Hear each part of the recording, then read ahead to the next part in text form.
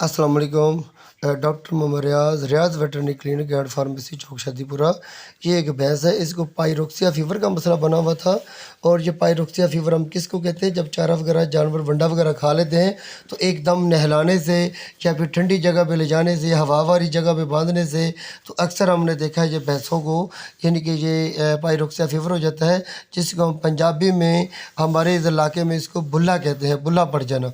जिसकी वजह से जानवर इकट्ठा होकर चलता है, जानवर जुड़ा जुड़ा चलता है, अकड़ा अकड़ा चलता है, अपनी कमर को इकट्ठा कर लेता है और पूरी टांगें यानी कि अगली और पिछली दोनों टांगों को खोल खोल कर रखता है और साथ तेज़ तेज़ लेता है। चारा वगैरह नहीं खाता, जुगाली वगैरह नहीं करता, आंखों से पानी वगैरह निकलता है और यूरिन जो होता है वो भी यानी कि सख्त यानी कि स्मेल और गाढ़ा यानी कि और यानी कि ब्लैक अपना पिंक कलर का निकलता है। और इसके साथ गोबर में यानी कॉन्स्टिपेशन का मसला सामने नज़र आता है।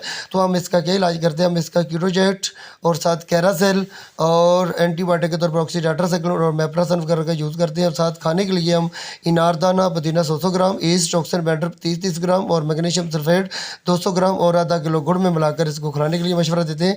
और ये इंजेक्शन 3 से 4 दिन तक देने से जानवर को हमने देखा है कि अक्सर एक ही खुराक में काफ़ी हद तक बेहतर हो जाते हैं। लेकिन 3 से 4 दिन तक हम इसलिए यूज़ करवाते हैं जानवर दोबारा रिपीट ना हो और मुकम्मल तौर पर कम्प्लीट तौर पर ठीक हो जाता है। जानवर अक्सर हमने देखा कि दूध की पैदावार सलाहियत भी पूरी कर लेता है।